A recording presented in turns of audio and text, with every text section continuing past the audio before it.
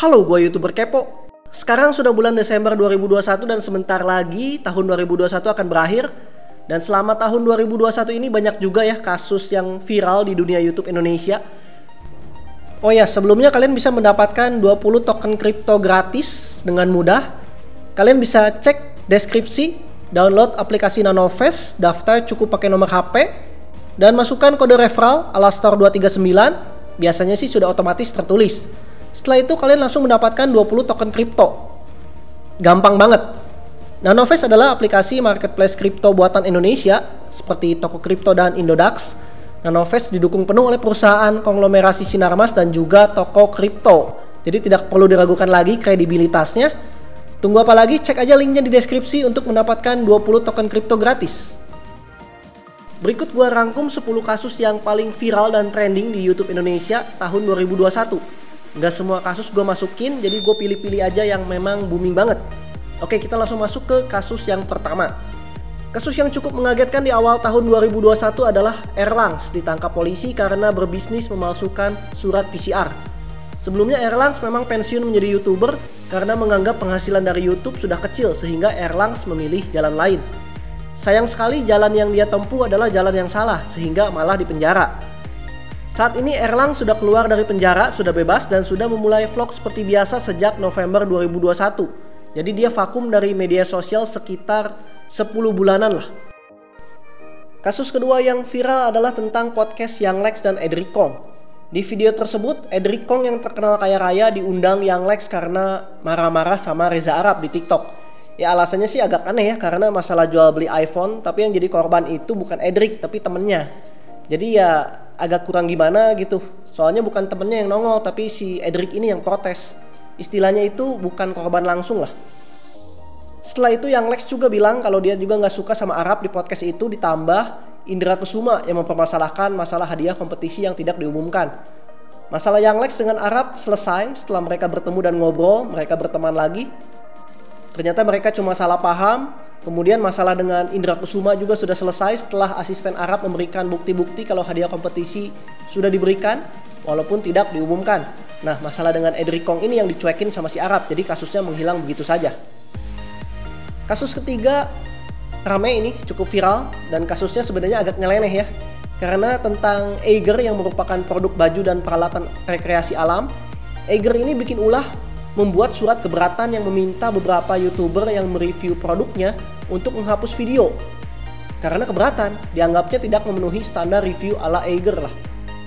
Jadi Eiger ini menginginkan review yang lebih profesional, bukan amatir. Review amatir ini dianggap kurang bagus dalam hal pencahayaan, kamera, suara, dan lain sebagainya. Yang lucunya produk yang direview adalah hasil beli dengan uang sendiri, bukan dibeliin oleh Eiger, apalagi di-endorse Eiger. Jadi sebenarnya secara logika Eiger itu tidak berhak untuk membuat surat keberatan. Dan netizen langsung bereaksi karena memang kasusnya agak aneh sih ini. Setelah ramai di media sosial, CEO Eiger meminta maaf. Ternyata semuanya adalah kesalahan dari CEO-nya yang memang tetap bersikeras membuat surat kontroversi tersebut walaupun sudah dilarang oleh para pegawainya. Karena itu CEO Eiger meminta maaf dan mengaku salah secara pribadi. Ini saya yang salah, bukan tim internal Eiger, begitu katanya. Kasus keempat yang ramai banget adalah tentang bocil kematian penonton Windah Basudara yang menyerbu spam komen di live streamingnya Reza Arab.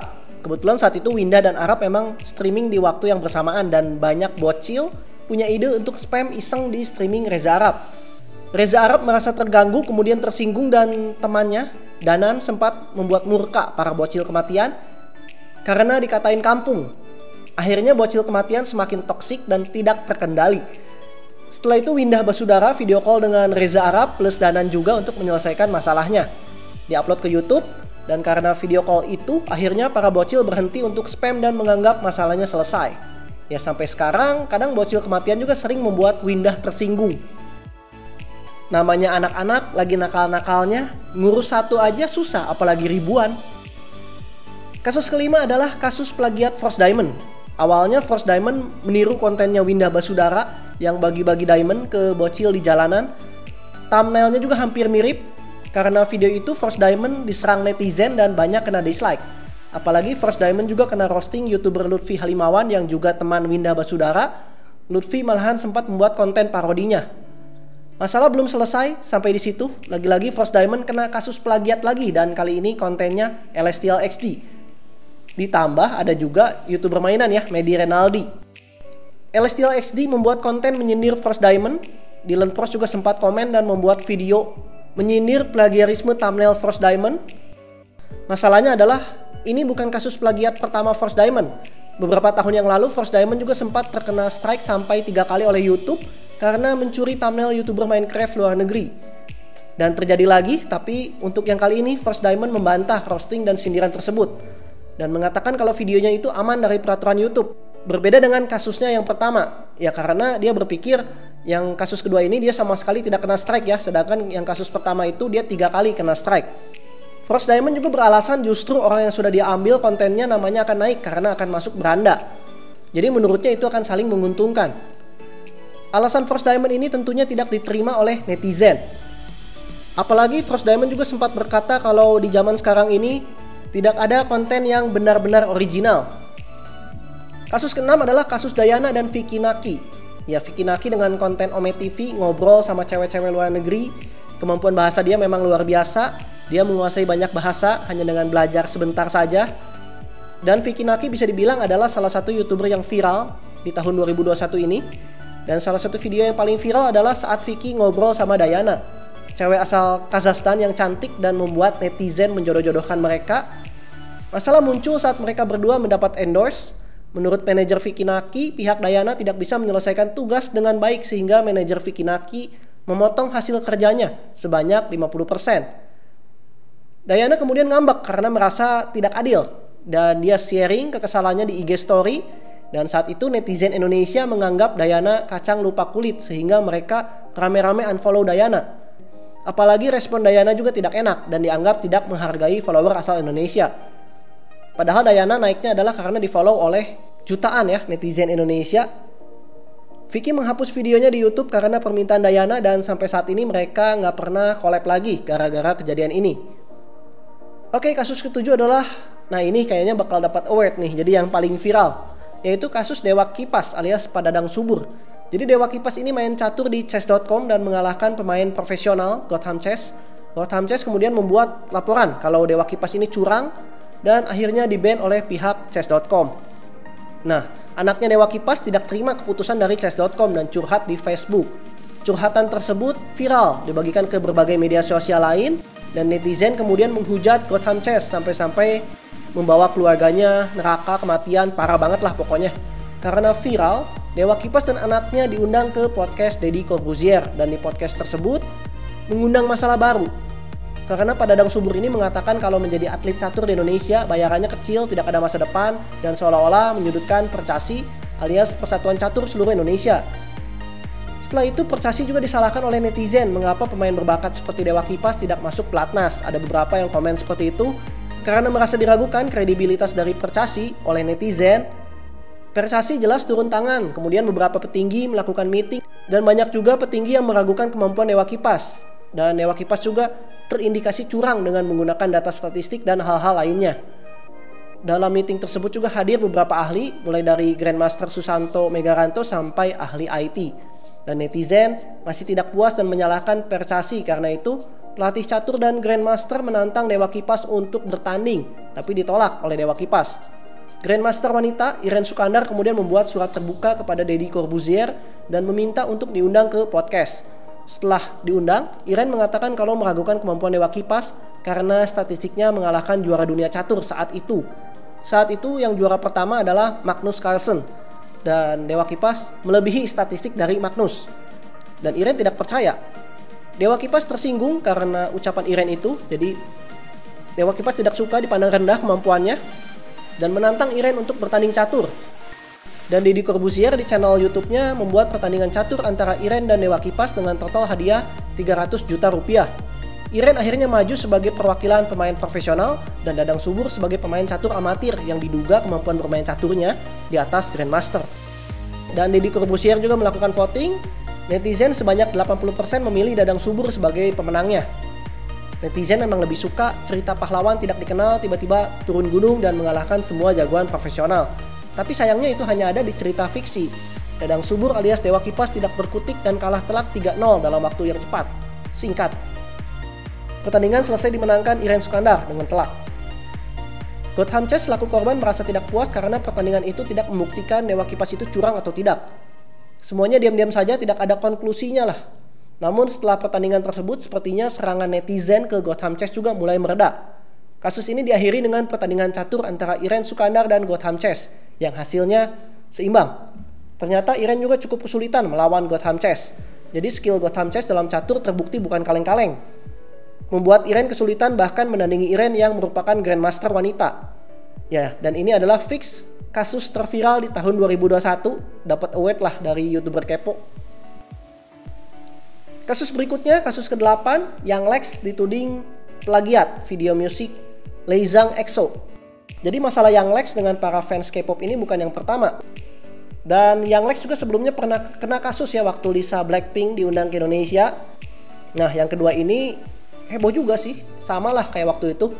Yang Lex memberikan alasan kalau dia bekerjasama dengan perusahaan game mobile untuk iklan. Dan ternyata video klipnya tuh mirip banget sama video klipnya Lay Zhang EXO. Jadi video klipnya diatur oleh perusahaan game mobile. Dan di sini dia hanya sebagai talent. Masalahnya semakin gede saat Yang Lex emosi dan mengatakan kalau fans K-pop itu otak micin. Dan yang paling parah sih sampai istri dan anaknya Yang Lex juga dikatain oleh netizen. Yang Lex sampai membuat sayembara senilai 130 juta rupiah untuk mencari netizen tersebut. Dan masalah sebenarnya sudah berakhir setelah pihak perusahaan meminta maaf dan menarik video klip tersebut.